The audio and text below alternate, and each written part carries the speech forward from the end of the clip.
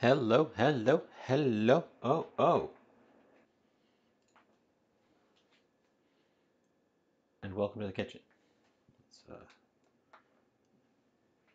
and welcome to the kitchen. Um, so, as you could see, for the pre-show, I was gifted. Back up. I wasn't here on Tuesday because I don't know if it was really a migraine, but I was having a nasty headache coming up right around start dream time. I was like, I'm not going to deal with this. Um, so I put it off, and I will come back on Thursday. It'll be fine. It'll be fine. Um, well,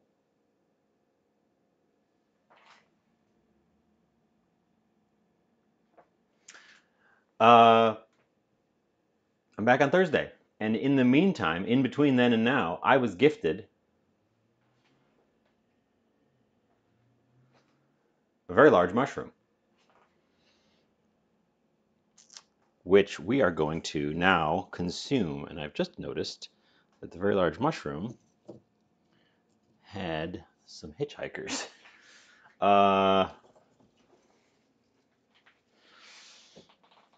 So bear with me a moment while I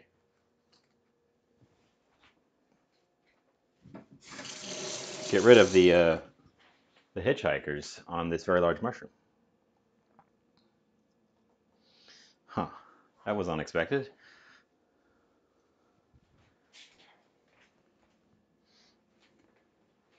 It is a big mushroom. Welcome in. Sophisma cognoscente. You must have been here before. You must have been here before because it says you're not new, but huh, I don't remember. But I love your name. Um, Okay, well, bear with me a sec as I have to wrangle these guys. Here, wrangle with me.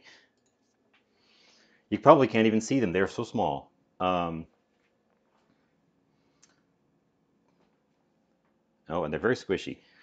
There's some kind of tiny worm, and there's many of them.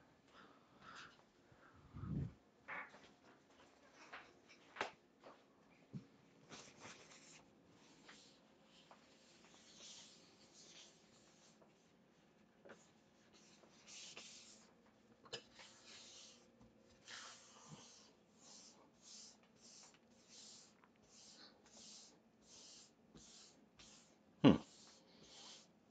Well, I guess that's what you get for using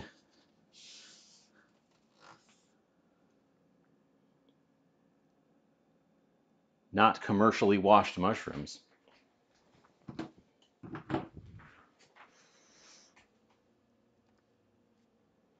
So I got 3 of them. So we're going to actually learning experience.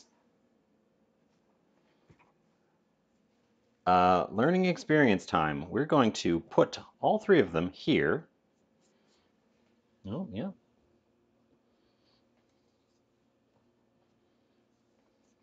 Now we're going to cook these. So that's not an issue, really.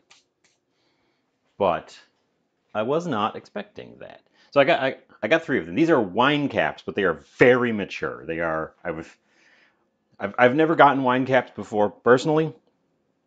And so I was reading about them to figure out what I should do with them, and I've determined that these are a bit over the hill. I'm supposed to pick them when they're a bit smaller than this and still have their reddish tops and their spores.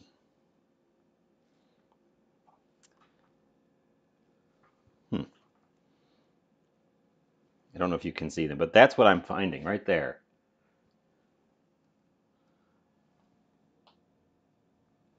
I guess we have to use up the mushrooms then, because they're Huh. Well, I wasn't planning on using all 3 of them today, so I will have to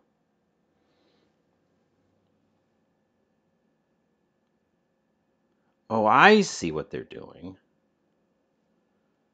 Oh, I see what they're doing. They were coming out of the cut stem.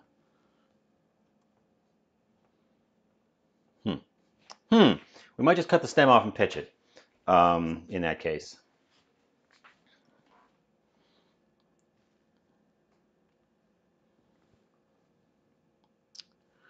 Weird. Okay, well, we are, of course, doing a learn.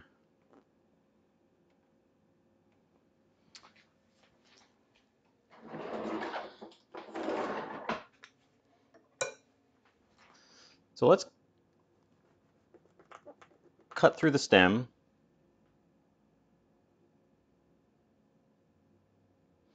See, I think these little holes is what is these things. I think they burrowed through the stem.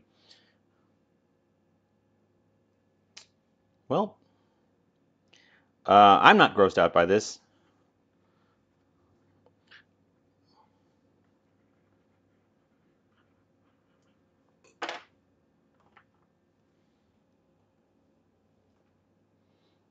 If you are, then get your mushrooms from the store. I needed to cut the stem off for what I wanted to do with this anyway, so this isn't like some catastrophe. We're gonna have to read about these things now. Now I'm really curious as to what I have come across.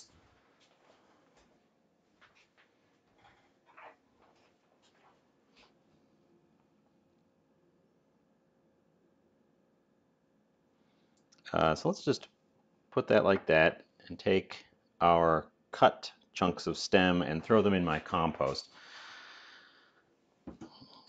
rather than try to work out how to clean those. Uh,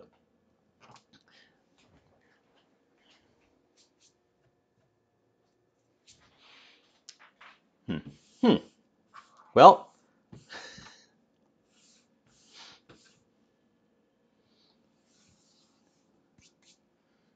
the unexpected start to stream. Let's check on the other guys here.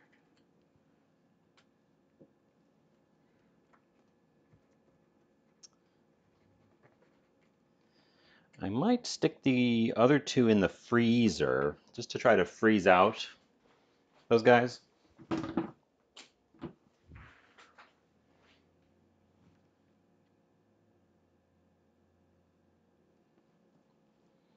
Interesting. Sorry, I was distracted there. I was distracted just then by our uninvited guests.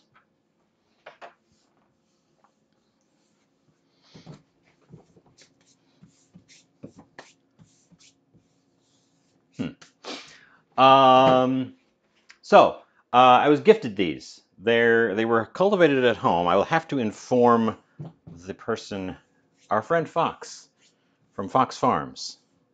Our friend Fox Farms. I'll have to inform them that there may be hitchhikers in the mushrooms.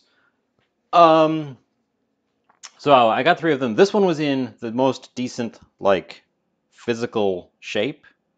So the plan was to roast this and then fill the cup and have like a giant stuffed mushroom as the meat dish. This would be the main protein dish on our plate.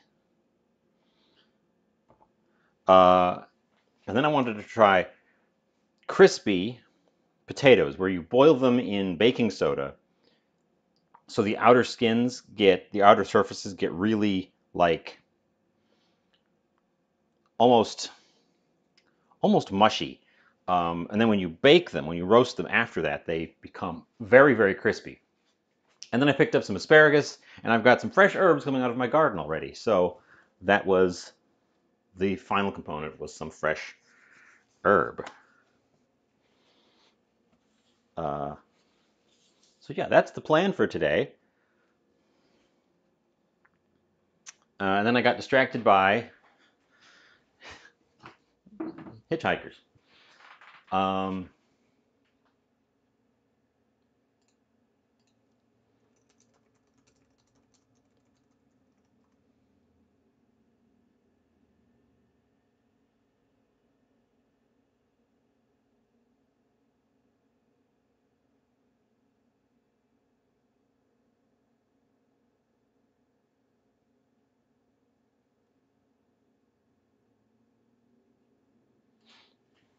So let's get started. The longest part is going to be the potatoes. So we should get them rolling. I'm going to move my mushrooms here off the side.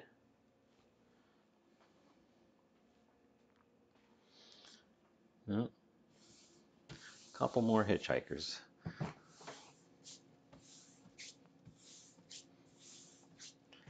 wonder what they are.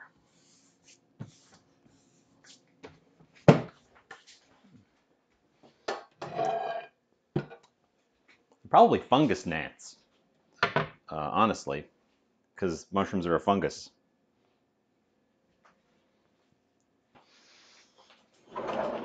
Let's get inside. Oh, let's, okay. Before I start that, I need to preheat my oven. We're going to put the oven at 425. And I'm going to get some water started. I need to measure it. We're going to measure out some water because I need to know how much I've got in there so I can get the right amount of baking soda.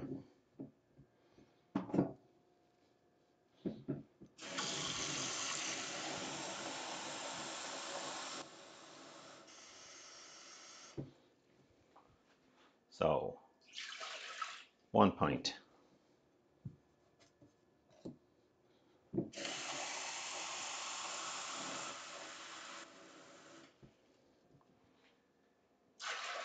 One quart.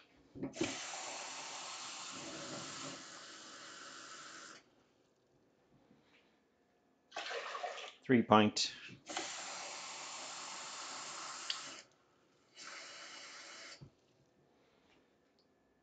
2 quart.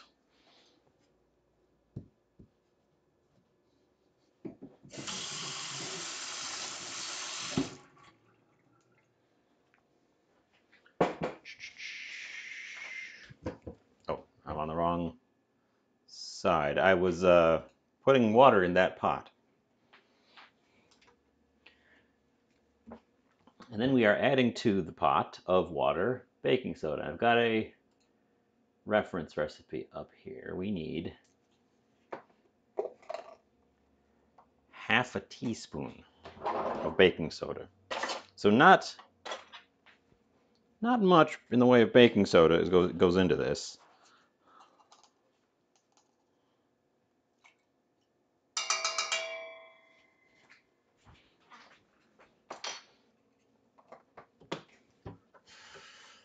And what the baking soda will do is it'll help the potato starches break down more quickly out on the surface of the potato as we cook it.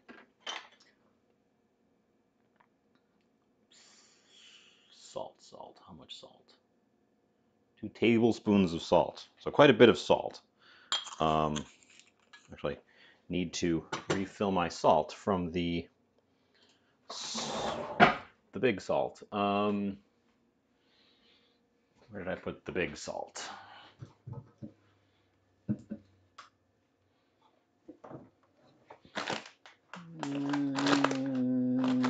Somewhere.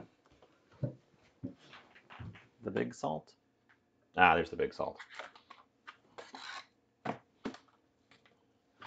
thing always gets buried because I use directly from the, I don't use directly from the container here. I use from the dish.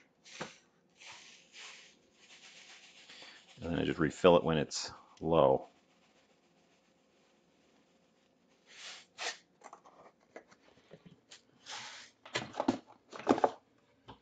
Okay, salt.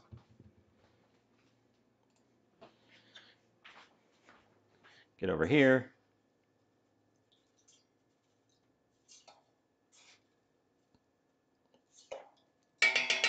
2 tablespoons salt. So we're starting that right away because we're going for a little bit of an unusual method here. The water will be boiling before the potatoes go in it, which is the opposite of what you're supposed to do with potatoes. Typically, you put them into cold water and bring them up, which protects the outer starches from breaking down too much in the cook. In this case, we want those outer starches to break down, so we're violating that cardinal sin of potatoes, of all root vegetables, so that we can get them slightly mushy. Also, my potatoes are developing a green layer under their skins, which is a sign that I really, really need to use them up, because if they go any greener than that, I would just throw them away.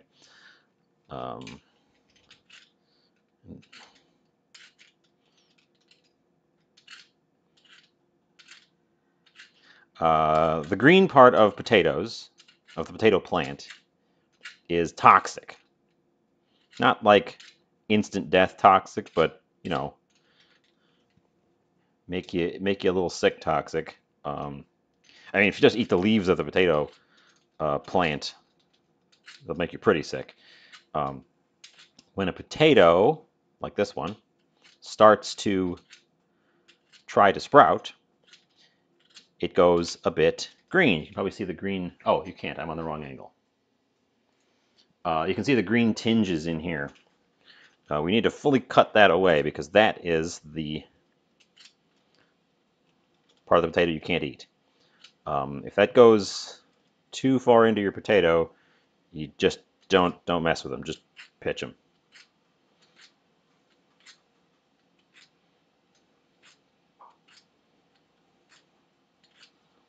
And if your potato is starting to go a little bit green like this, make sure to get all the eyes out when you peel it, because the eyes will also be starting to develop said greenness. It's tough to keep potatoes from sprouting this time of year, unless you've got a proper root cellar. The warmth of the spring just makes them really want to wake up. If your potatoes start to full on sprout, go ahead and plant them. Have more potatoes.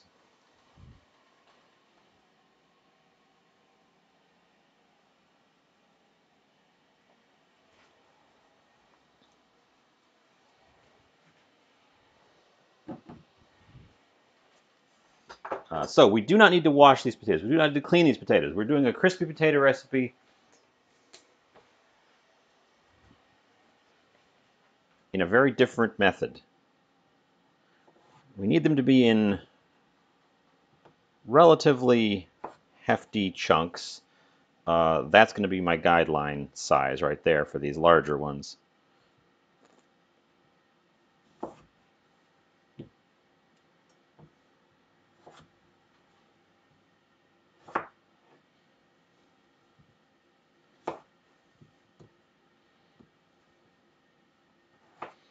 So I think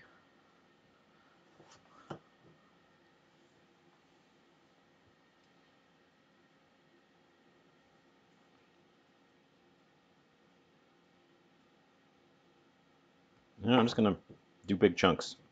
We're just going to do big chunks. So these are eighths.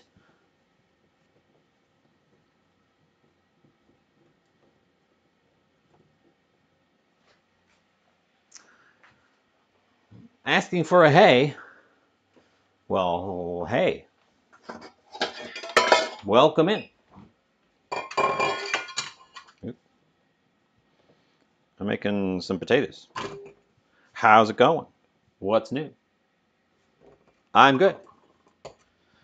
I'm just peeled up some potatoes. We're going to make them into crispy roast potatoes. We are going to add to it our enormous mushroom. Enormous mushroom. Making dinner with the kiddos. I'm also making dinner with the kiddos, except my kiddos are these little hitchhikers that came with my mushroom. I'm not sure what exactly they are, but we've got them. They weren't invited. Oh, and they keep falling out of this mushroom.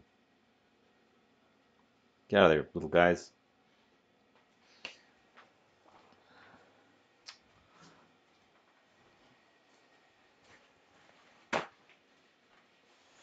What are you making? I'm always curious to hear what other people are having for dinner.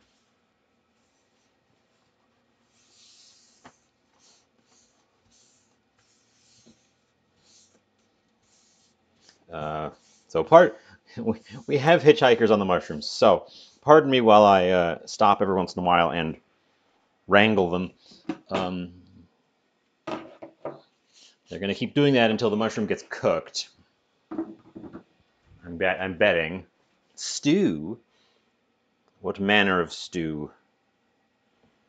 Or is it generic stew? Stew flavored stew? I've also got some asparagus. So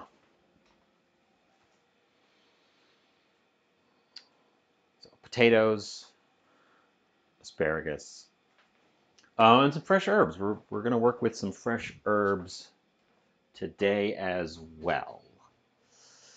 Well, welcome in. I'm glad to have you. Oh, I haven't bought full price beef in ages. It's so expensive. Um,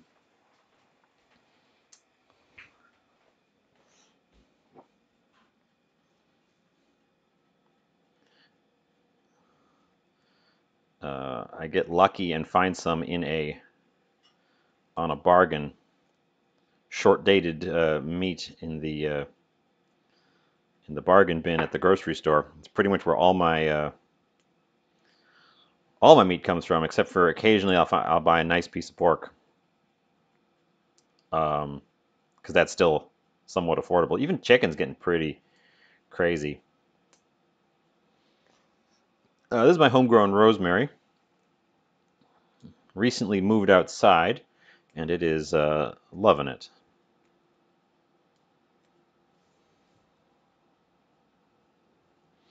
But I don't want the stems. We're not doing any sort of long cook, so the little guys here have to come off the stem so I can use them. Yeah, I also have been noticing even discounts aren't quite cutting it anymore for a lot of those things. It's just real expensive. It's just real expensive. Which I don't, I mean, I understand to some degree, but it hurts.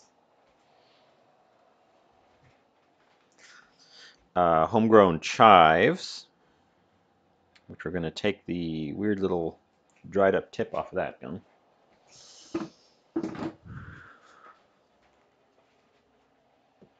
$60. Yow. Yow.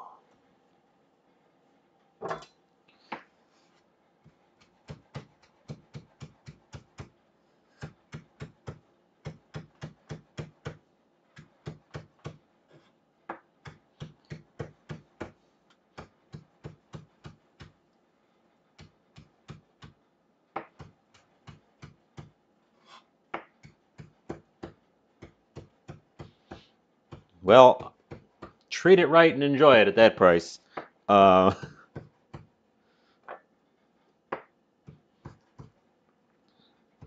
don't think I've ever bought meat that's that expensive. Well,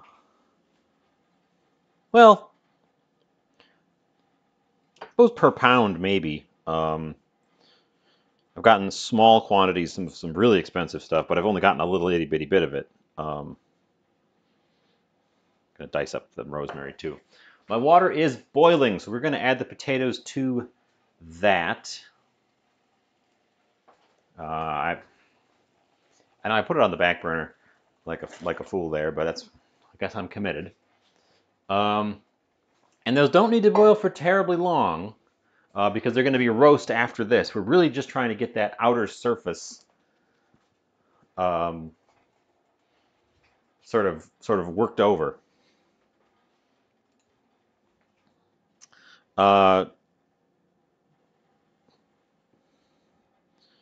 Chives. Let's get chives in a little dish so I don't knock them around and lose them. That would be tragic. And let's get... see, I'm not a hunter. All my meat comes from the store. Or from gifts from people I know. Much like these mushrooms. The mushrooms aren't wild. They were cultivated by one of my friends.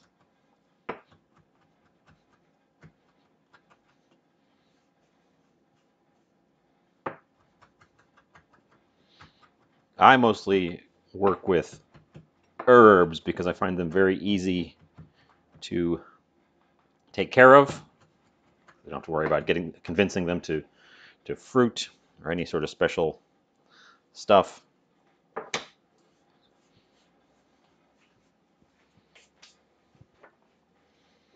Just get that right into the bowl.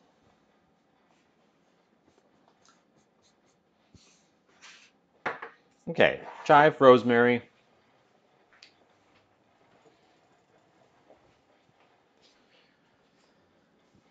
Oh. Oh, you're way up there. Wow. Well, hello. I'm from the north of the United States, but I thought I was chilly, but I'm sure you've got us all beat up in the upper reaches of Canada. I don't know that I've ever had a visitor here from that far afield. Welcome in. Glad to meet you.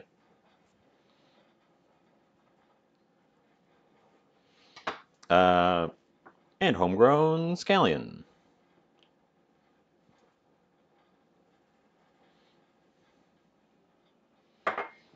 Okay, those are going to be our herbs. Still minuses. Ew. Oh no, that's tragic. Oh, that's tragic.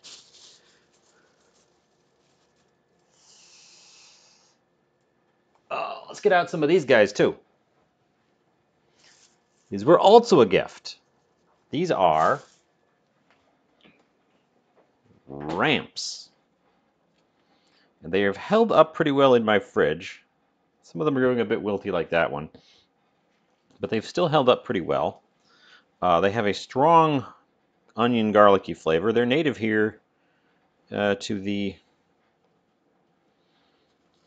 sort of eastern part of the U.S. and I suppose the southeast of Canada. That's largely the same. They have a strong garlicky flavor to them. And they just grow wild.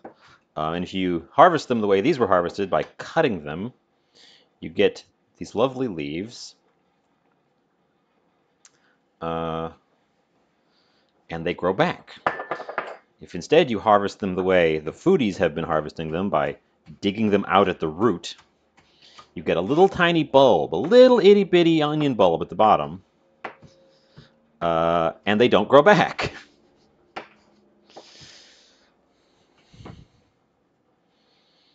Because foodies are the worst. I speak as a foodie. Oh, no, I don't have my ad tracker on. Yep, there's an ad in progress.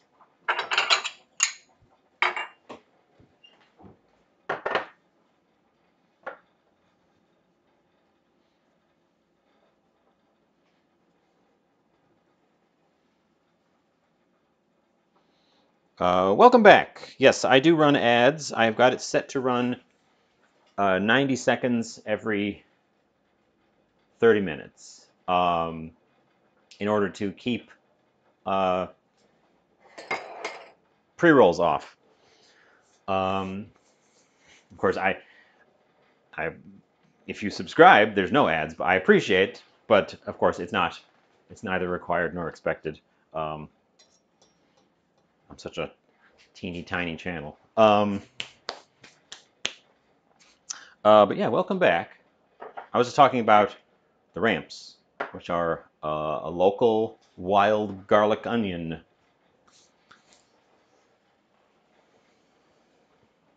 Normally I have the tracker up and I warn when the ads are approaching, but I was distracted by having the potato recipe up in that panel. Let's just use that bowl for potatoes because we already got potato on it. How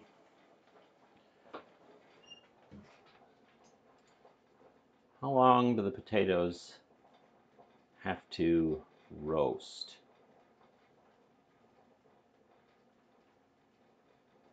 Oh, they're in there for a while. So that, yeah, we definitely should focus on the potato at this stage.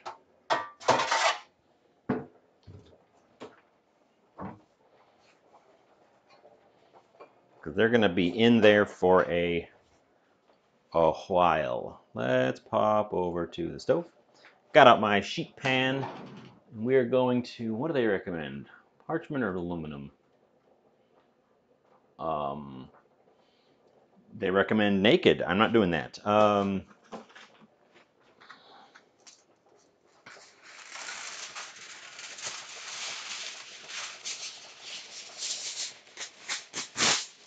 Let's go with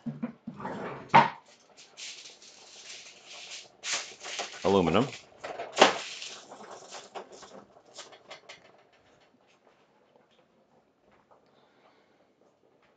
We don't have a ton of potatoes. This sheet pan's gonna be too big, but I want to use the smaller sheet pan for the mushrooms. So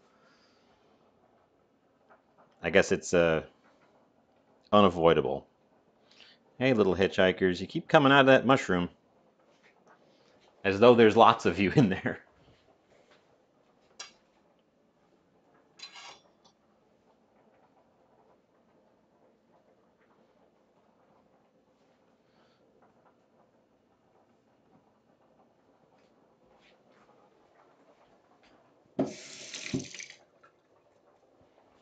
Hmm.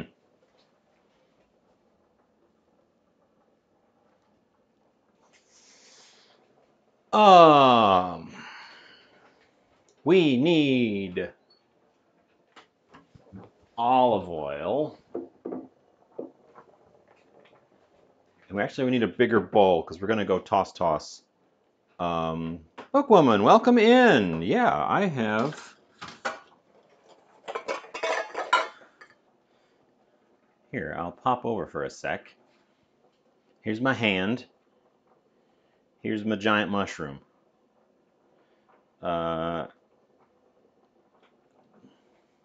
Gifted a giant mushroom from our friend who grows things.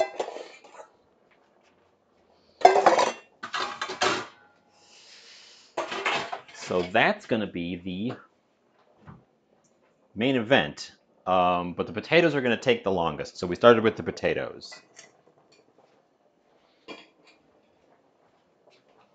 But yeah, welcome in. Say, you wouldn't happen to know anything about parasites living in mushrooms? Because I got some.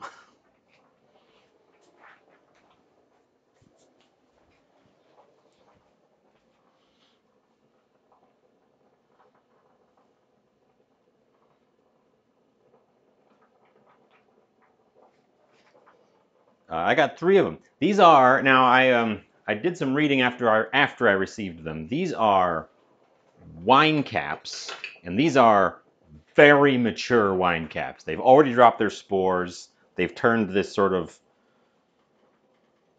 straw brown color.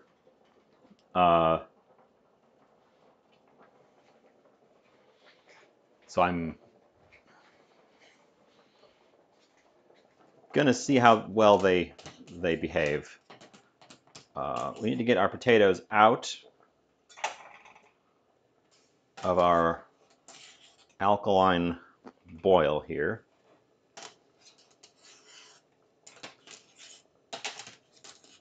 Okay. And we're doing crispy potatoes, crispy roast potatoes. So we've boiled some potatoes in a baking soda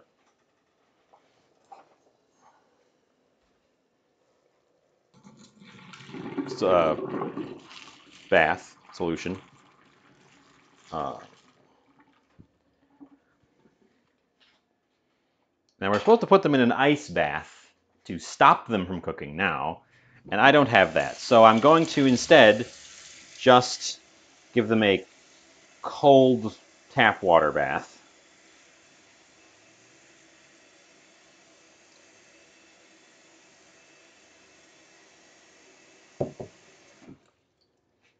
Maybe we can put one ice cube in there. I don't have a lot of ice on hand at any given time, so doing an ice bath is very tricky.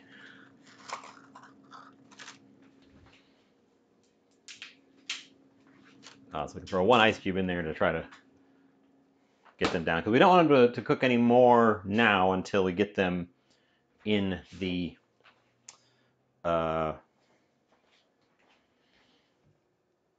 roast. So here they are. They're making the water a little bit warm, so the ice cube hopefully will fight against that, and we can get a nice knot cooked through to the middle. And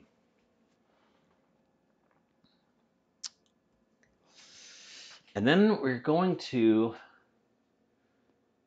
I've got a recipe pulled up, so I'm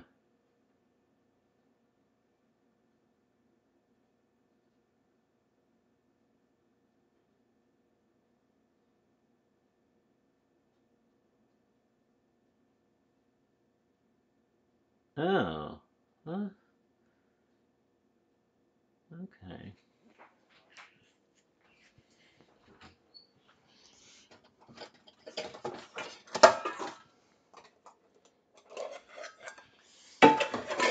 So I should get them out of there now, because they don't actually need to get cold. They just need to get not hot.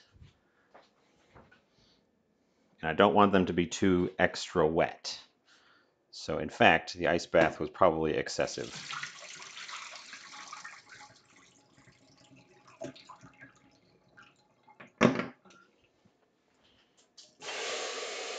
We'll return them to the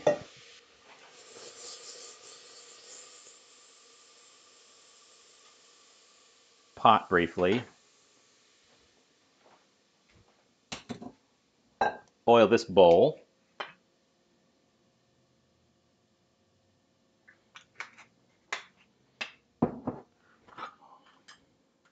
Along with salt, some of our rosemary,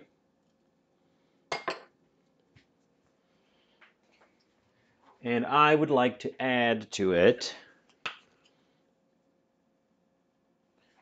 garlic powder. And then we take our taters, throw them in there,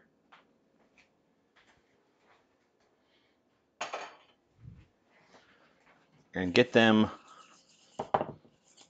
oiled up. As you can see, they've got this kind of shagginess to them. Those bits will turn into crispy bits in the roast. Oyster mushrooms, asparagus, chives, tagliatelle. Asparagus in the ditch across the road. Classic. Classic.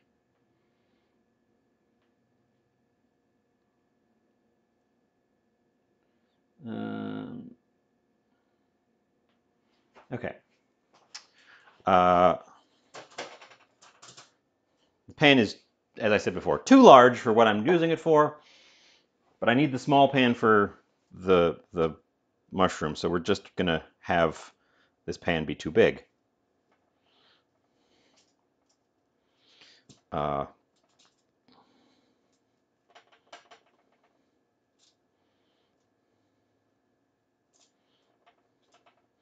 making extra crispy potatoes doesn't really make sense.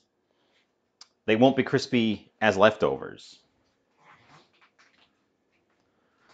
So I'm aiming to make just enough for the serving for myself. I don't have any asparagus growing around here, so I had to buy my asparagus. Let's put the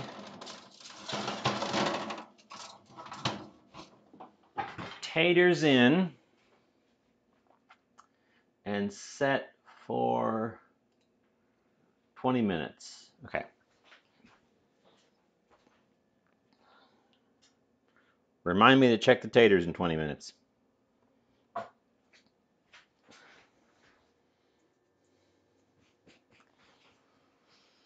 Okay.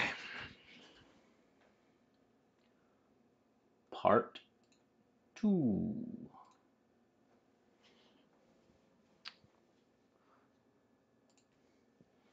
Part 2. This guy, who I think we've gotten the hitchhikers off of by now. At the very least, we've done a number on them.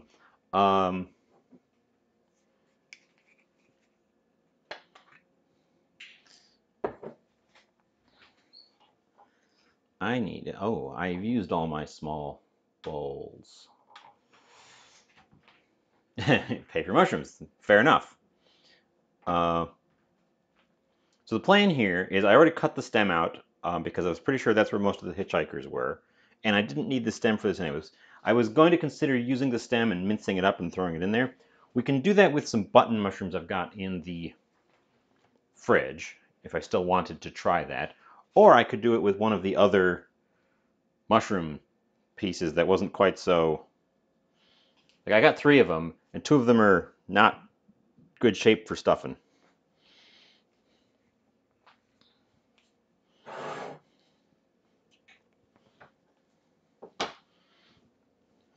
Let's actually do that. I'll take one of these off.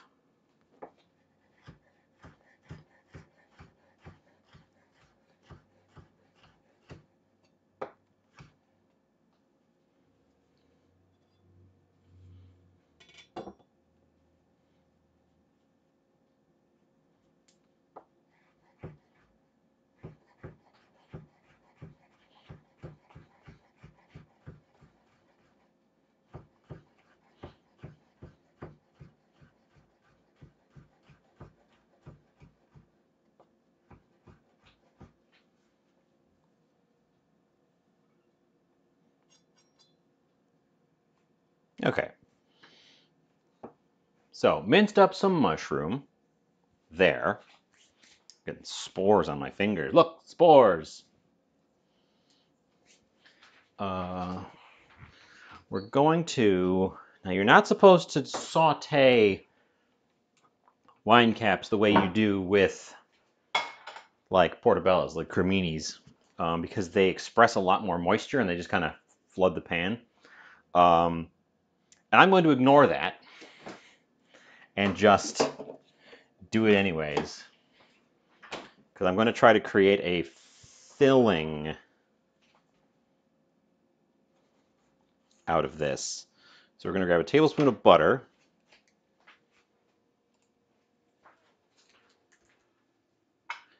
Tablespoon of butter, turn that pan on.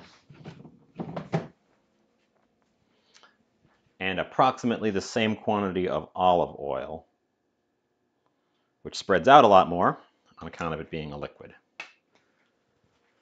That should be enough olive oil for now until we get to the asparagus. Because I also want to cook off, as we've established before, I like the ramps, but we have to be judicious when we use them and make sure to cook them well. So they're going to be cooked before I stuff them into the cap there, because I want to make sure that they are really well cooked at the end of it all. I'm keeping that cap nose down for the most part because it keeps giving me hitchhikers.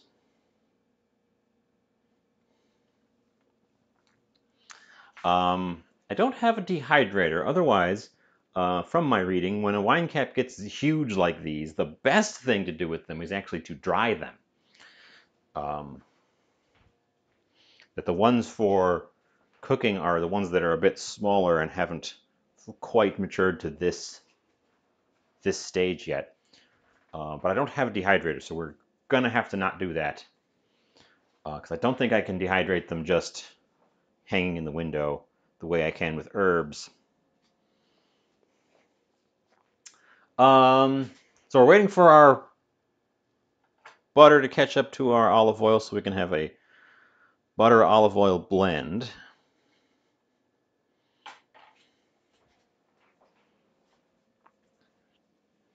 And before I throw anything else in there, I'm going to use some of that to baste the back of my mushroom so that it's got an oil sheen on it.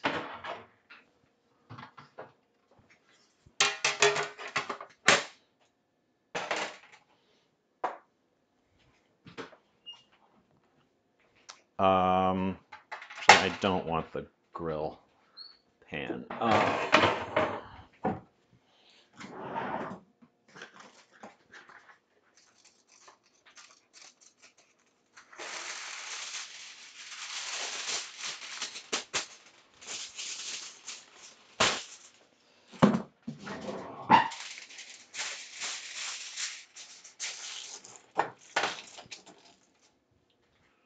Okay, so the shroom, I think we've tapped out on the hitchhikers finally. Once this has melted together, before it's sizzling hot,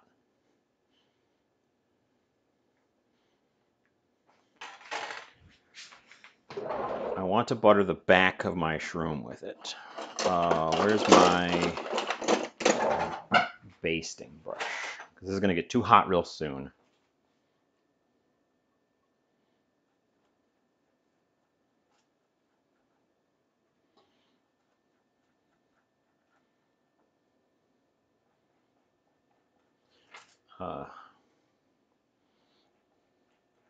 Because otherwise it's going to be difficult to oil the back of the mushroom. And I want oil on the surface for nice, even cooking in color once we get it in the oven. But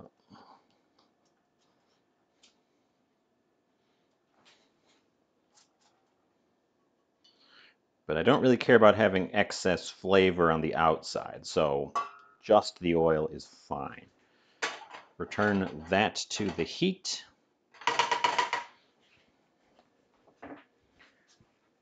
Add our ramp.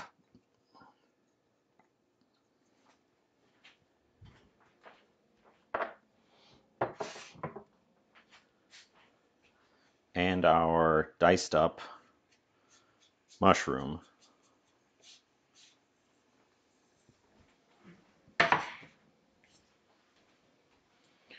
We're going to cook this probably until it's starting to dry out a little bit.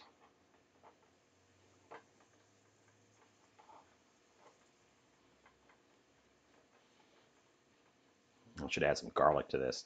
Ramps are already pretty garlicky flavor, but I kind of think I should add some actual garlic to this too. So let me really quickly squeak. Get some garlic. Slightly sprouty garlic. My garlic is also reacting to the spring and keeps trying to sprout on me.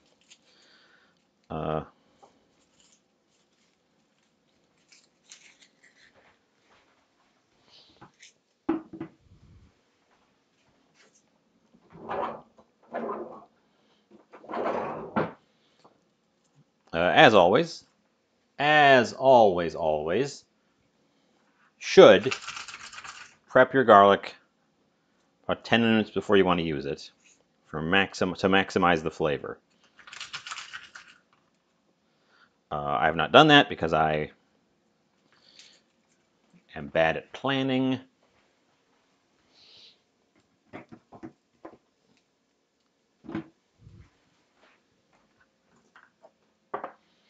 But we're going to really pulverize it, which does help it develop its flavor faster. So, not all bad. I'm just not even bothering to do it into a dish today. I'm just doing it right on the board.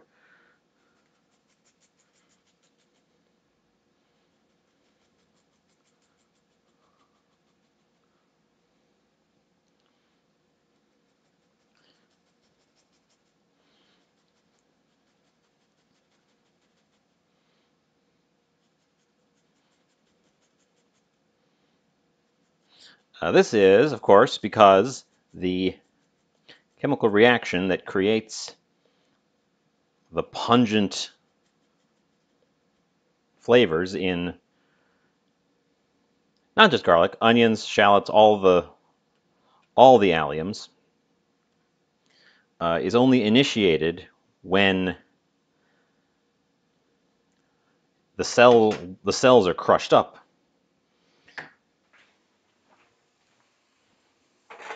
Oh, wow. They weren't kidding. These mushrooms do express a great deal of water when you cook them, compared to the standard button. One of the recommended recipes was actually to do a braise with these mushrooms because they take well to wet cooking methods on account of being so wet themselves. I'm adding the rosemary into that because I think we've gotten to that point. And I want the rosemary flavor to be part of the stuffing, and it could use a minute to wake up.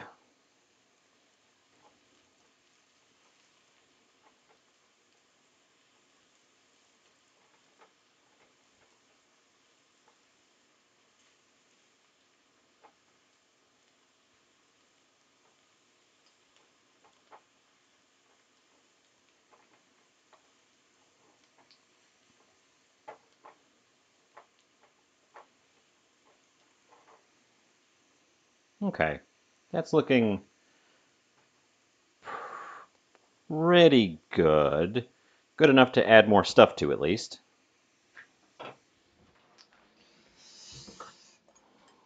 We'll give it a pinch of salt. Do I want to amp it up? I always want to amp it up. Garlic powder. Onion powder. Garlic powder and onion powder add a different character to your dish than fresh garlic and fresh onion, so they are worth having in your kitchen. And that was some oregano. Get this oil really infused.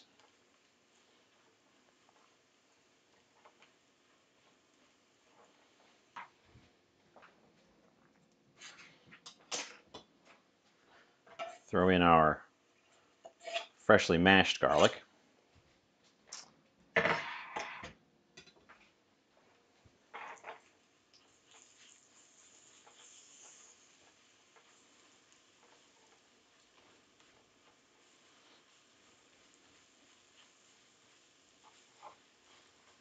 Nope, and that one is sticking. The freshly mashed garlic wants to stick, even on my nonstick. This isn't a very good nonstick. It was ages ago when I first got it, but it's worn out.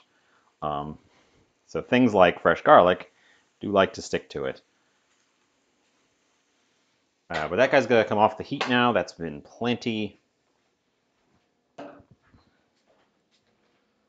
Oh, I got a couple minutes before I want to check on the potatoes, and that's not when the potatoes are done, but rather when we want to go in and turn them and make sure they're not sticking. Whoa, Bookwoman has resubscribed with Prime.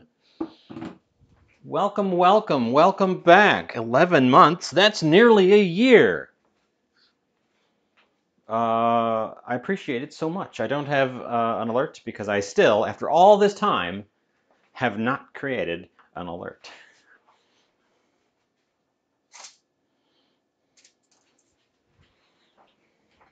But I express my gratitude verbosely. We are going to oil the inside of our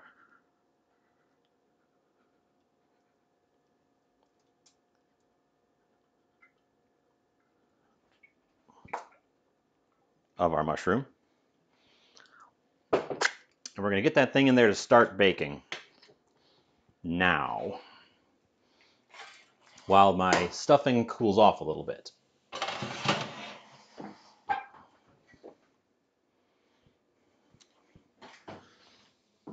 Yeah, okay. Boo on me. Boo on me for not doing the thing.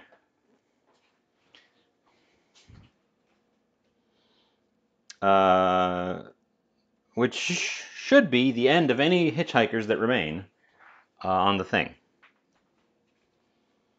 We only need to bake the mushrooms a little bit. The mushroom a little bit to get it going before we stuff it. I've got a couple different kinds of cheese to work with. The main event one is going to be this goat feta that I have had for a while. It has been keeping surprisingly well, and I'm just going to now use it up, all of it, so that I don't have to think about using it up in the future.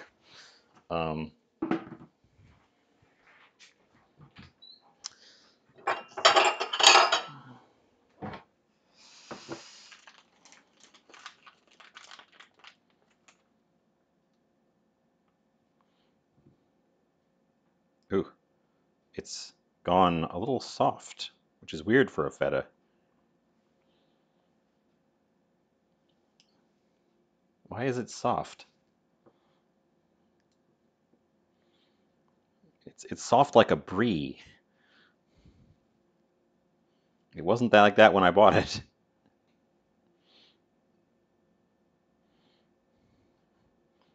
Weird.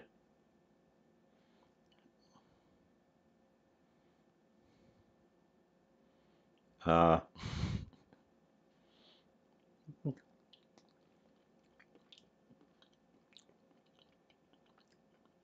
it tastes kind of like a brie too. Hey, cheese experts, what happened here?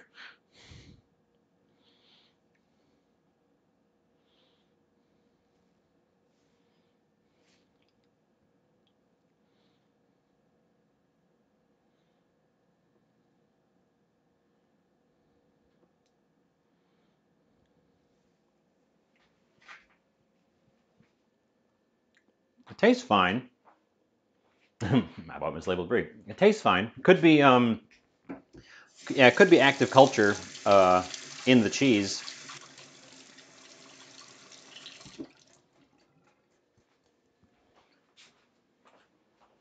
Let's ask Google quick before I commit to this.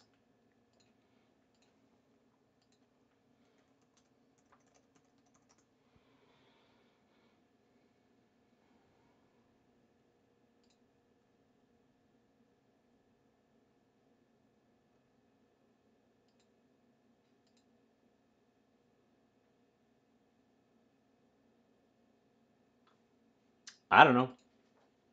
It tastes fine. I'm gonna commit. I'm gonna commit to it.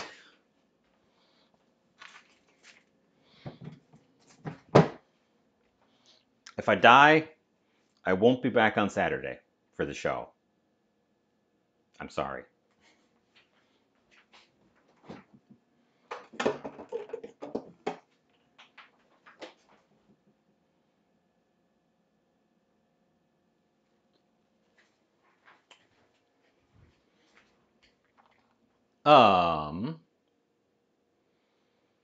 We've got a mushroomy mixture. We've got that. We've got that. Let's get out a larger pan. Oh, this pan keeps doing that to me. All my nonstick pans are kind of wearing out, I've noticed. My stainless pans are all fine. My nonstick pans are all kind of wearing out. I don't want that to be super hot.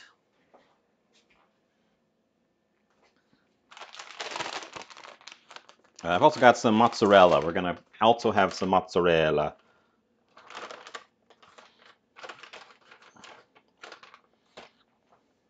And I was going to throw an egg in there, but now I'm thinking I don't need it. It's just going to be a cheese catastrophe. That's 20 minutes on my potatoes. So before I do this, are you hot? No, you're fine. Before I do this, let's grab our taters.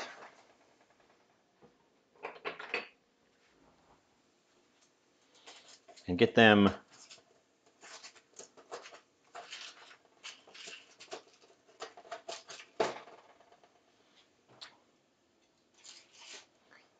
knocked around here.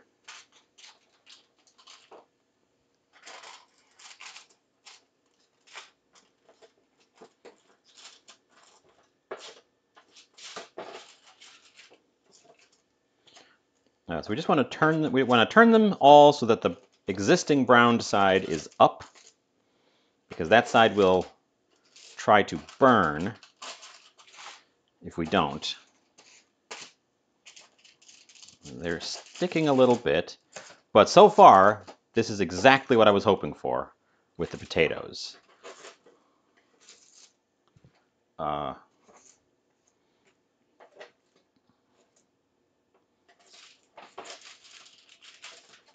just wish I could hold onto the foil a little bit more firmly.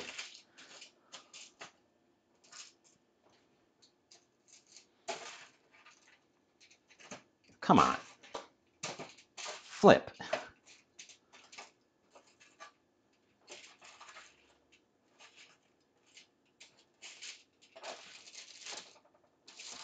At least it's easy to tell which ones you have yet to flip, because they have a nice golden brown on one side. Okay.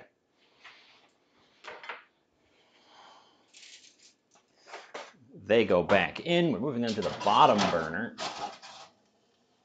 Let's take a peek at our mushroom, which I'm going to knife test. The cheese doesn't, honestly, the cheese tastes and smells kind of like brie, which is very strange, because it's feta.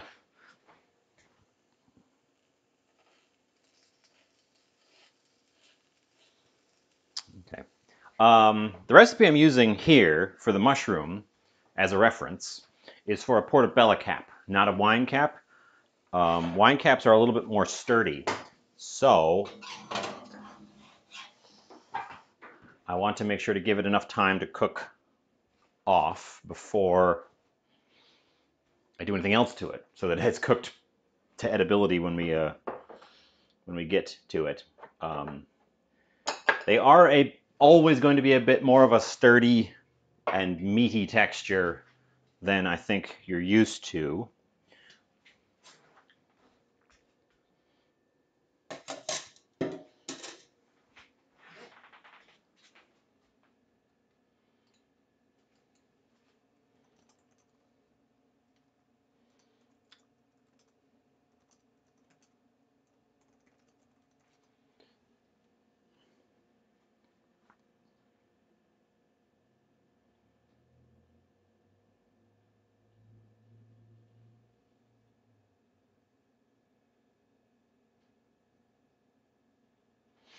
I don't know. I keep looking at things about feta. I don't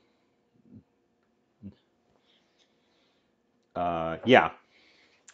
I think we've shook most of the critters out of it. Still not sure what they were. I'm suspecting they were just fungus gnat larvae, um, because fungus gnats are so common. I have them. I don't actually have them in the house now because all my potted plants went outside. But when I had the potted plants inside, the potted plants had fungus gnats, um, because the soil gets a little bit fungusy, especially in the winter when I can't have them outside. And there's no cross breeze, and I bet my friend's growing environment might may have some as well, just because they are super common, harmless critters, um, but they eat fungus. Mushroom is a fungus, so shouldn't be surprising that they'd be in there. I want to get. Oh, I don't have a bowl for that. Where's my other bowl? This bowl. This bowl. This is the bowl. This is the bowl for me.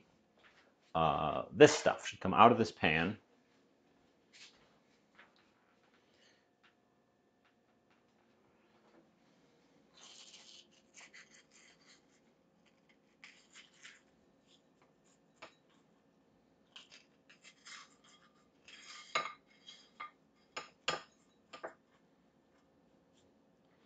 God, it's almost the consistency of like a breadcrumb.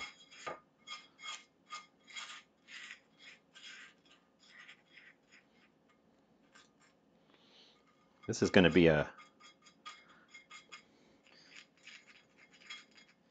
This is going to be an interesting thing I'm making here. Trying to scrape. Oh, I know why. Okay, the ramps have gone to a complete crisp. All the ingredients have gone to a complete crisp, but the ramps were still like recognizable leaves.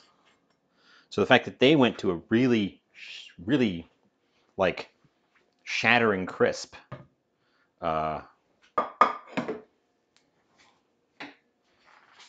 We're getting them out of there to make sure that they have a chance to cool off, because the pan is going to retain some heat. Because I don't want them to immediately melt the cheese on contact. I want them to melt into the cheese once it's combined into the mushroom.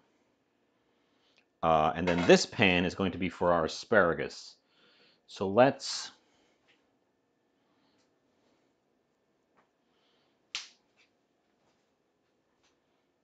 just use it to size out. Oh, wrong angle again. We're using the pan to kind of size out my asparaguses, and I'm going to snap the little noses off the bottom. I don't know why I always refer to parts of plants as noses, but I find myself doing that a lot. Yeah, some of these fit.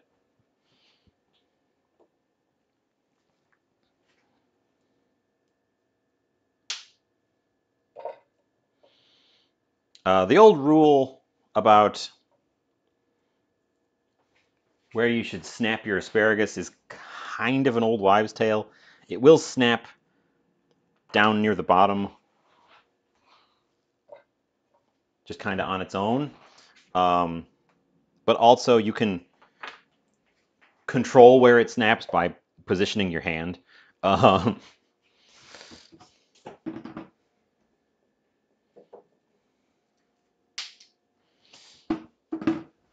That's probably enough asparagus, and they fit in the pan like that. So asparagus does not take terribly long to cook. We're gonna want to oil, salt.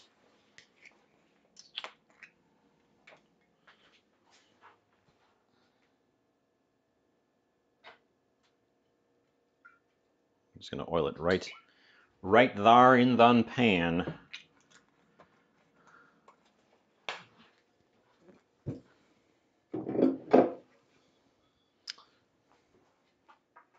Asparagus. I I love asparagus. Asparagus season is one of the most anticipated vegetable seasons for me, because it is such a stark difference having in-season local asparagus as opposed to imported greenhouse asparagus. It's like a completely different vegetable.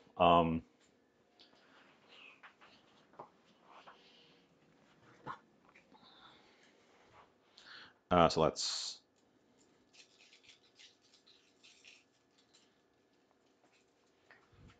salt that. And I think just before I put the heat on for it, so we'll remove it, we're going to check on the mushroom again.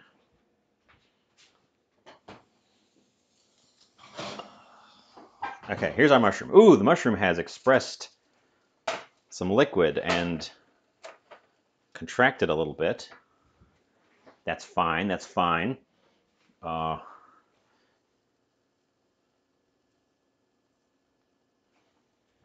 Probably good.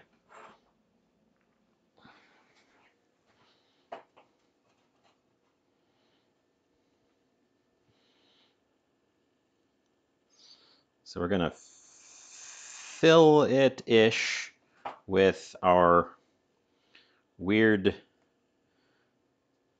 goat feta brie hybrid cheese.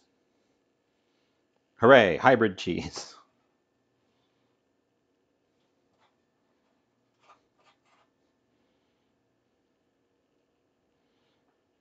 Okay, that stuff.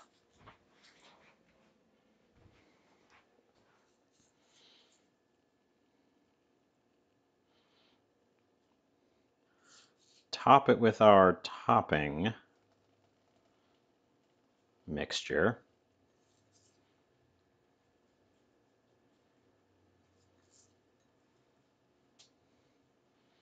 This thing is going to be decadent. Come on, come on, you're gonna burn. You're gonna burn if I leave you there. I think that piece is just gonna have to burn. I'm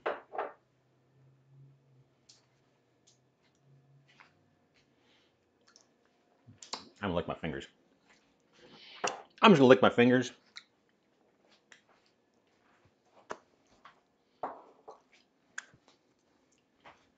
I'm not gonna tell you what that stuff tastes like, but it's tasty.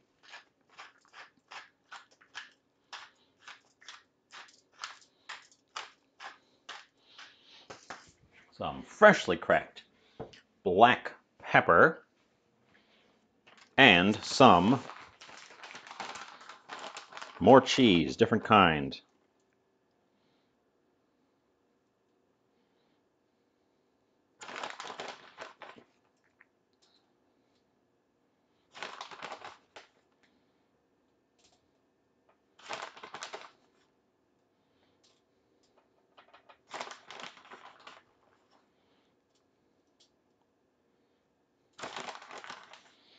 And yeah, it's heaped up a little bit, but as the cheeses melt, they should kind of flatten out into this thing.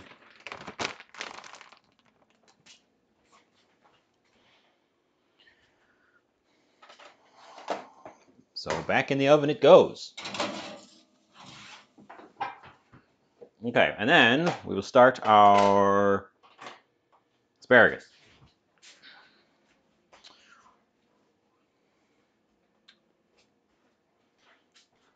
I can already sense we're getting one of those days where I'm not going to go for 2 hours.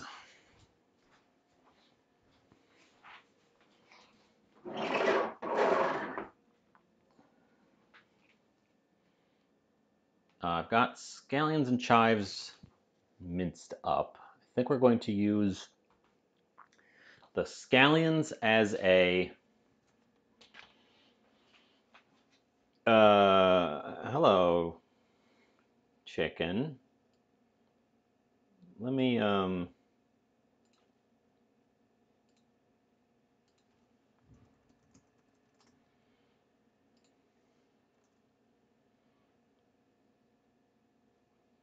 I don't take the meaning of your post. Welcome in.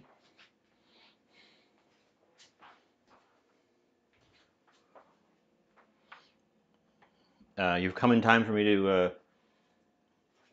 Oh, I see. Asparagus. Asparagus. Ha. Took me a minute. I'm slow. Yeah, asparagus. The asparagus we're going to treat very simply. It's got olive oil and salt on it at the moment. Probably want the heat actually a little bit high on that.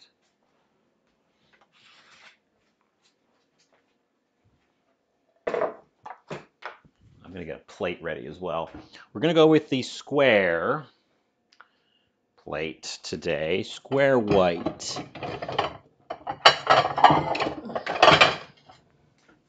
You can add things to the plate as they become ready.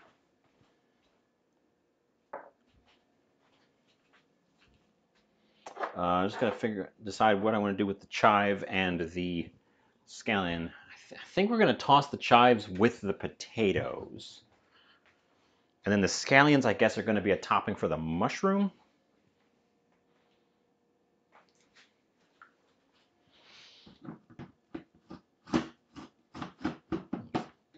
Close the lid on my compost since we're not adding anything more to that just now. These guys I need a tongs for. Actually, I don't need a tongs for. We can use the long chopsticks to handle these guys.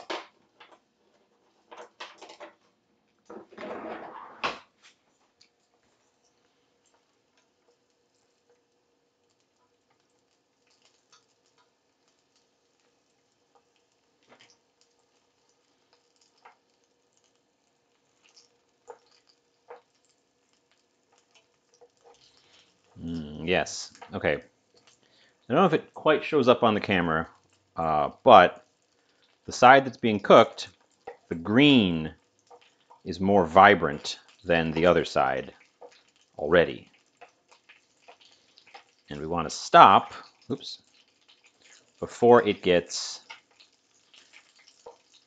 to that kind of muddy green color. Broccoli does the same thing, where initially, as it heats up, it becomes a more vibrant green, and then it loses the vibrancy, and it turns into this sort of muddy green. Asparagus, similar. We're going for it to be tender, maybe with a little bit of brown spots from the high heat on the pan, because we're doing it at a little bit of a medium high. But I don't want them to go really like completely wrinkly, floppy.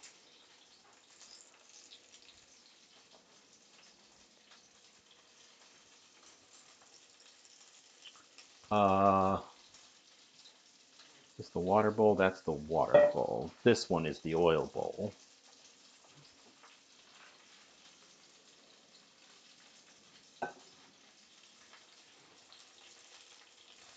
Probably should get a fresh bowl, right?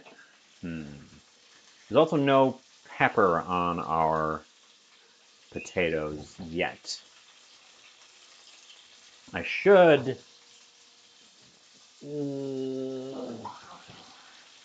How long has it been? It's probably been time enough for the potatoes. Nope.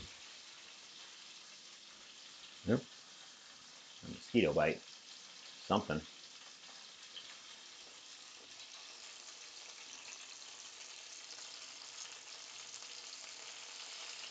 So I'm looking for, yes, exactly that. Blistering on the surfaces of the asparagus from the heat, from the high heat in the pan.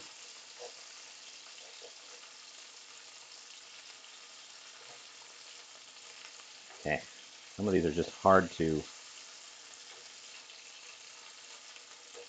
flip.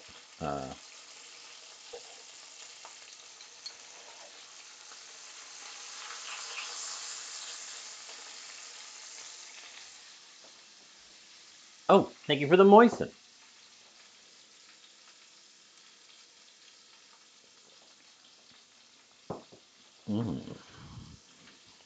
Moist.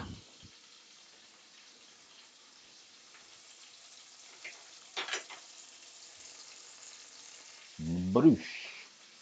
So yeah, asparagus can be eaten raw, so we're just going for desired doneness. There's no level of cooking that is like required for asparagus.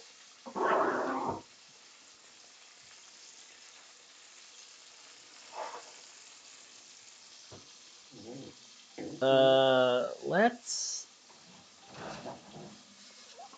have a peek at the potatoes while the asparagus is going. I want to make sure we're not burning them.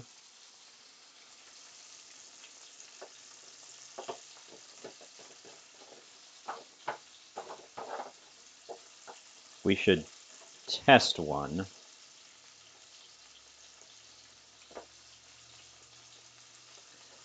We should test one of the large ones just to see how the middles are. We should drop it on the floor.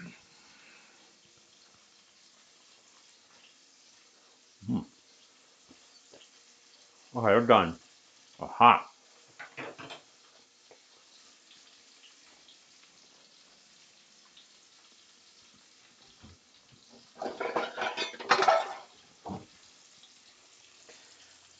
Just getting out a fresh. You can hear them. They're nice and hard on the outside. So what you're going for with this method is the surface gets all craggly, and all those little craggles brown and harden up very easily in the oven, which gives you a crispy exterior. But you still maintain a nice, tender, fluffy, potatoey middle. And that's the goal. I will let you know in a little bit whether or not I succeeded. This guy is hot. And we cannot lose track of our asparagus or they will go off as well. Oh, we're getting browning, proper browning on our asparagus, which is what I wanted.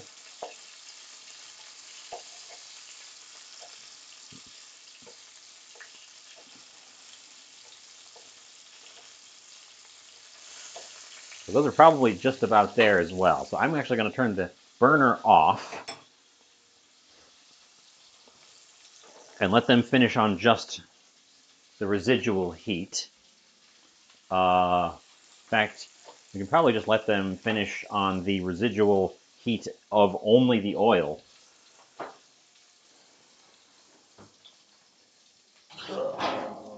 Put that in there for now because it's hot. I don't want to deal with it. Let's grab the mushroom.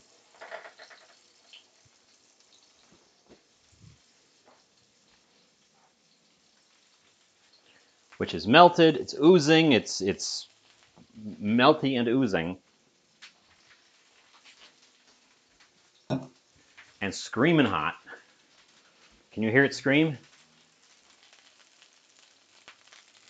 I can tell you, well, one reason it's screaming is that burner still has residual heat on it and is cooking our pan from below. Okay. Okay. I think we're going to start plating.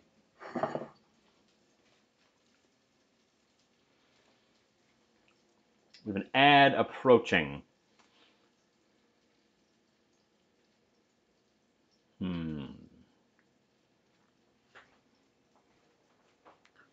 Do I want to postpone it or postpone myself until after the ad?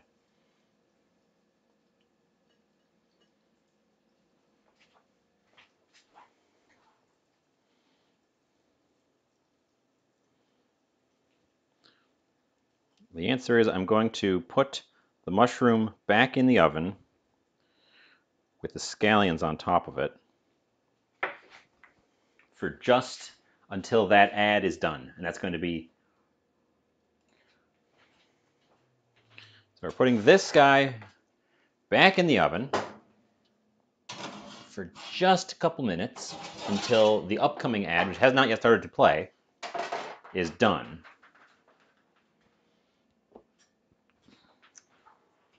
And then we will plate up and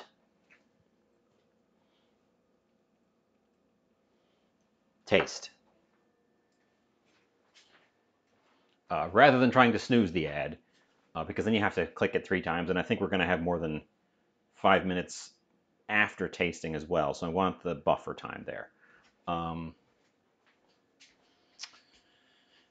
Which is fine. It gives me a chance to organize my cleanup a little bit.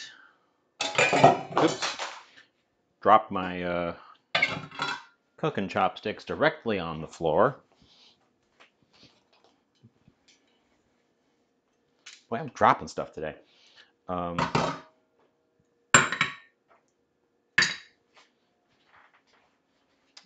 the things organized, all the things.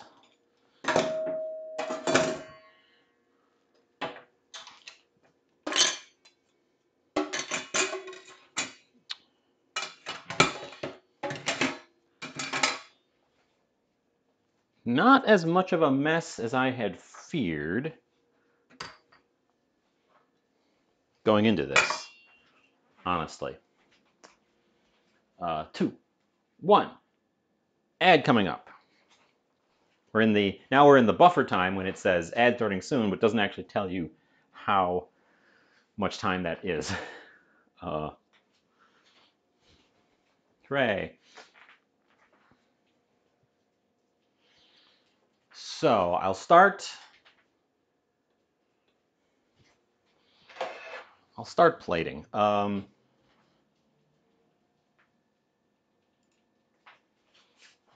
Let's turn the oven off. We don't need extra heat on that.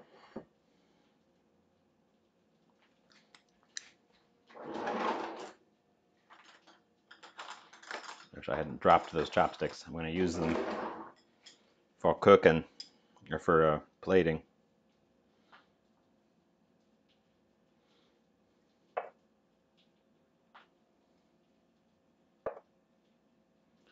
There's the actual ad play.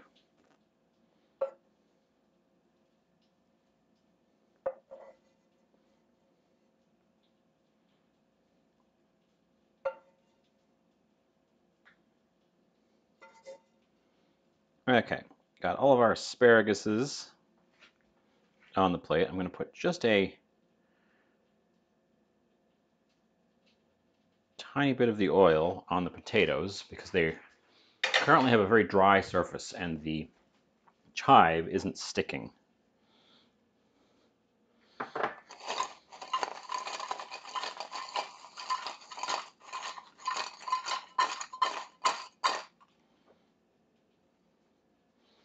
And I want it to.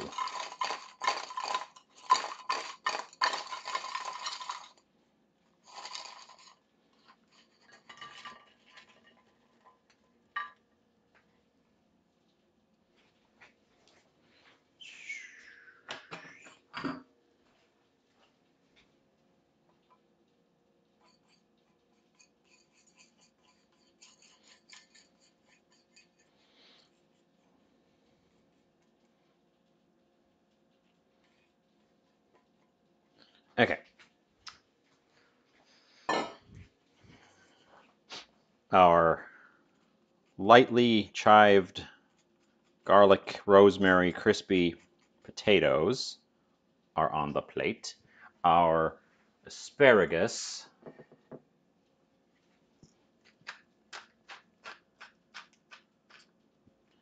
with just salt, pepper, and olive oil, because that's all you need on asparagus as far as I'm concerned. Sometimes not even that is on the plate. And we shall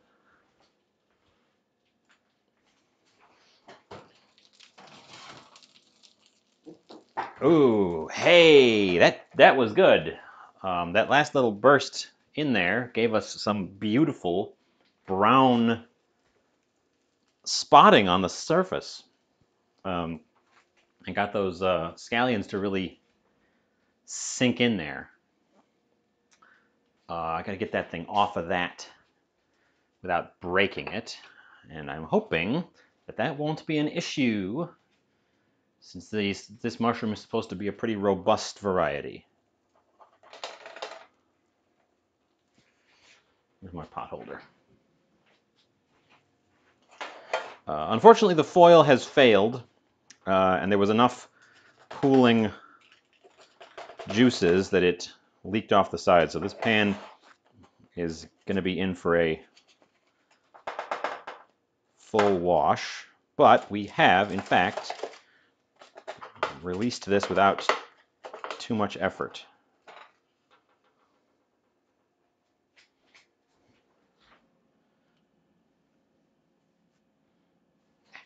It's hot. It's hot.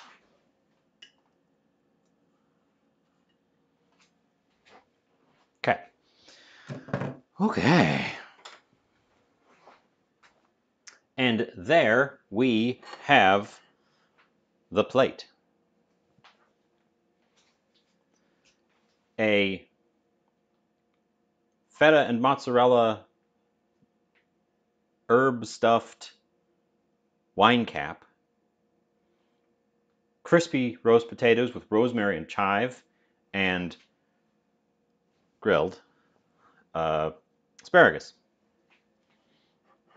All, except for the potatoes, I suppose, all very seasonal ingredients. Everything here is springtime ingredients coming up strong, plus cheese.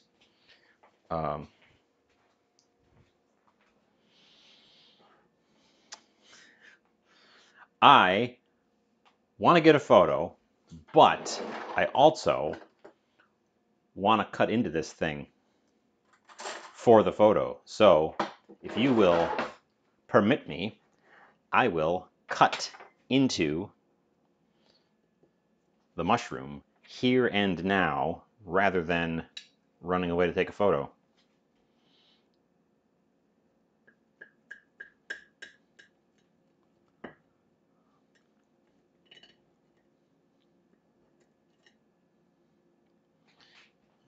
It's tender except for right on the very, very outer edge where it's got a little bit of a crust.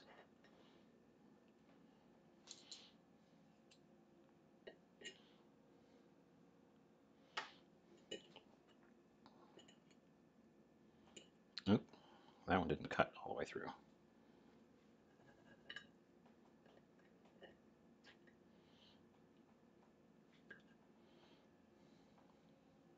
It's very gooey, I will give it that. We have our cheese stretch for sure.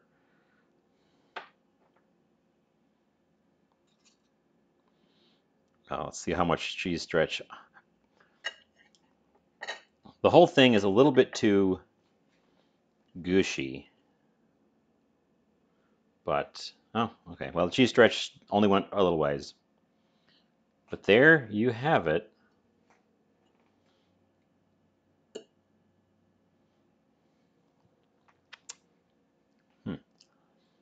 Okay, before I do tasting, I am going to take the photo now. I just wanted to have a cut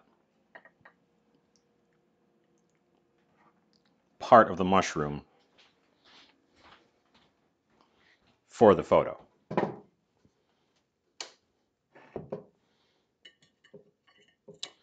Oh, and we should have, we're going to serve it with some wine. Pop up to this angle and I will chit-chat with you while I grab my photos. Of course, my tablet that I take all my pictures on is all the way in the front. Charging up. Heading back. Let's grab our snappy snaps. Oh, hey, I have news about the photos. For once, I have set up an Instagram. I find the Instagram app to be one of the worst designed in all the years I've been online. And there are currently no photos on there as a result because I need to transfer them to my PC first because the app is so terrible on my tablet. But we will be having an archive of all of my old photos, all of my grand adventures going up there. So here we are. And of course, we have to taste the main event. I've already cut the slice, so we are going to... That piece is actually a little bit too big.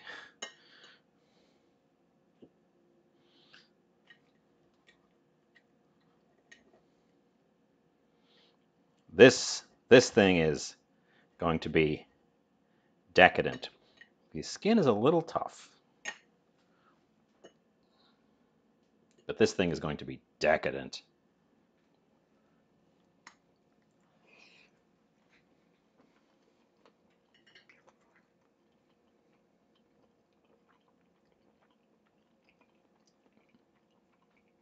Mmm. It's actually a little bit less decadent than I thought. It's very buttery, but the tanginess from the feta actually cuts through what is otherwise a very oily flavor profile quite well. Mm. It's definitely not good for you.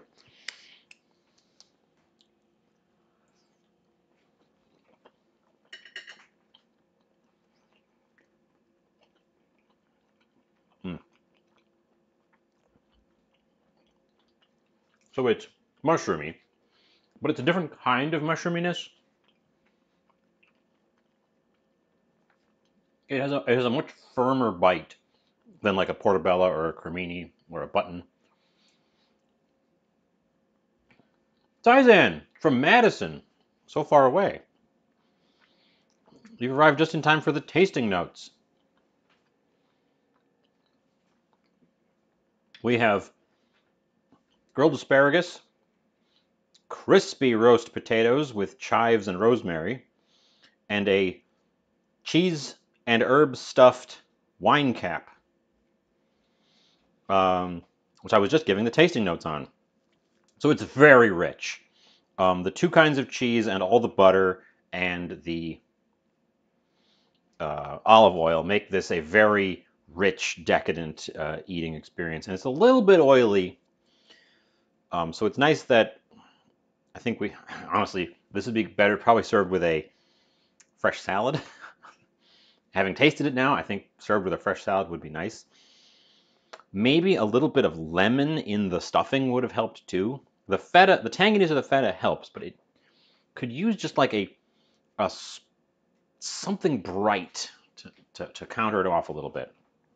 The herbs and spices that are in the mix with it are very prominent, but they mix well with the cheeses. The only complaint I think I have is the outer skin.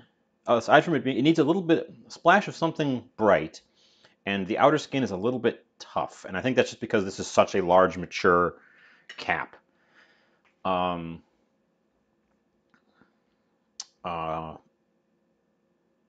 Having stuffed it with more of itself, I don't really notice that there's any more mushroomy flavor going on. But it was a good way to use up. Well, it would have been a good way to use up the stem if I had chosen to use the stem. But it was a good way to use up one of these other guys, or a chunk of one of the other guys.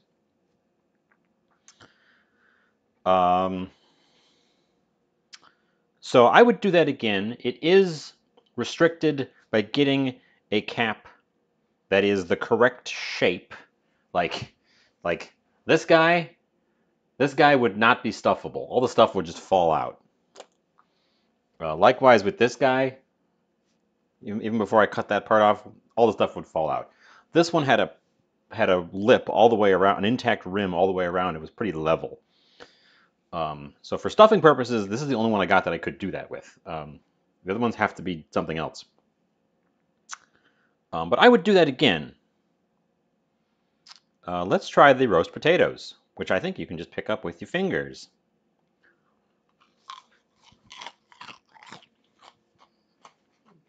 Well, as you can hear from me biting into it, very crispy. Good, strong, crispy crunch on the outside. But they are soft and fluffy and delightful in the middle. They are even, try one of the small ones. I bet even the small ones are still like that. Yeah. Even the small ones aren't crisped very deep in. It's just a surface. It's a very hard, crispy surface layer. But it's so thin that you get just lovely. Mmm. Mmm. So I tried making these once before and I failed, in my opinion. They still were edible, but they weren't like this. And I've always meant to revisit them. And this time I think we nailed them. They're crispy, crunchy on the outside, soft and fluffy in the middle. I could just eat these. The heavily salted water means that they are seasoned pretty much all the way through as well. So no extra salt required. And the third element of our plate, I'm probably going to have the least notes about, but I'm going to be the most happy about. Fresh in-season asparagus is just delightful.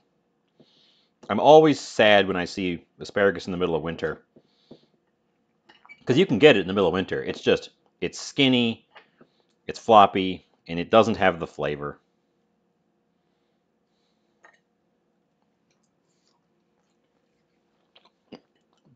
These are probably just a little bit over, honestly. They still have the wonderful asparagus flavor, but I wish they had a little bit more bite to them.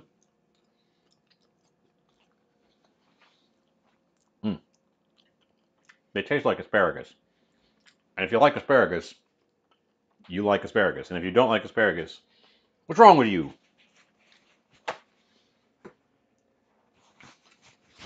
But don't forget to remember when you eat asparagus, because you'll smell it in a couple hours. um, so yeah, that was my project. We came here on an off day because of my headache on Tuesday, and it was ultimately a fortuitous delay because I received the mushrooms yesterday. So I wouldn't have had them on Tuesday. I couldn't have done this. So serendipity. I think that's the right use of serendipity. And this is good. I can't say this is my favorite thing, but this is like a good, hearty, rich centerpiece on a plate, paired with a starch and a vegetable. I can't say that I'm tasting the mushroom flavor real strongly with all the stuff I put on it, but there you go. I think if I put this on a menu, I would include a side salad, because I think that would be a good kind. Rather than try to inject acidity into this itself, I would serve it with a leafy green salad with an acidic dressing as the counterbalance. Because if you're not aware, acids counter oils in your palate. So if something is too oily, you counter it with some acid. Or a nice fresh sliced tomato, which I didn't get any. I went to the store looking, browsing like I always do, and they had tomatoes there. They looked awful. They looked awful. We are in the dead zone for tomatoes. Local tomatoes have not come in yet and won't come in for a long time now. But I think we've lost the import tomatoes as well. I think their season has ended. So all we have are mealy, hard hothouse tomatoes. So yeah, right now the tomatoes look awful. So I didn't grab any tomatoes. But yes, some fresh tomato would be excellent with this as well. Just some salted sliced tomato, a little bit of salt, a little bit of pepper. That's a tasty, tasty thing. When tomatoes come into season, we're gonna do tomato things. We're going to show you how I like tomatoes, but that's going to be that's a ways off yet. So yeah, I gave my tasting notes. We had an adventure with the hitchhikers. I think we got rid of them all. Interestingly, they were almost all in the one I decided to cook. Uh,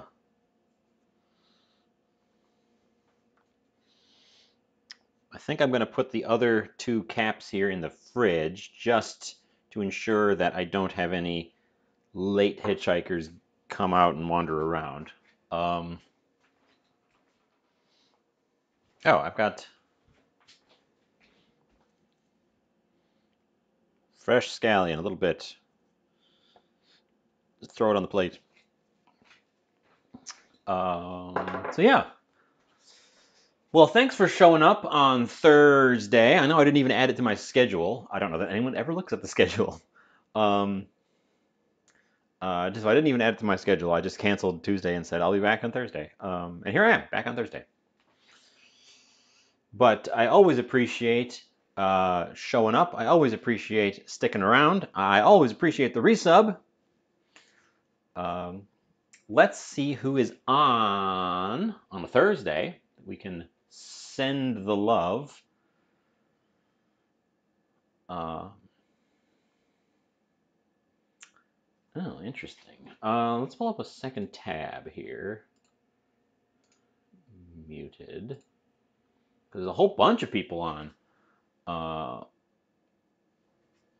There's a whole bunch of people on right now. There's our old standby LaFay.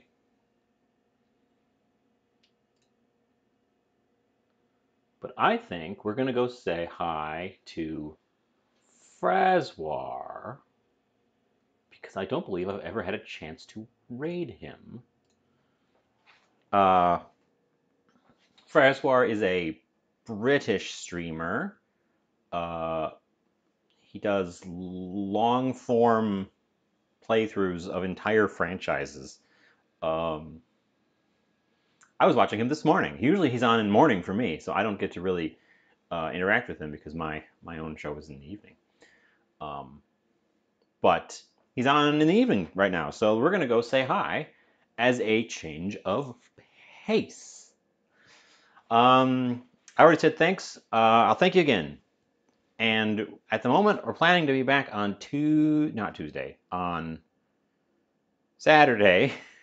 We're planning to be back on Saturday. And I don't have any other words to say. Glad you could make it, Saizan. Sorry you only rolled in toward the tasting phase, but that is the most exciting part, in my opinion. So yeah, let's just wait for this countdown to count its way down. And I will see you next time. There it is. 10, 9, 8, 7, 6, 5, 4, 3, 2, 1.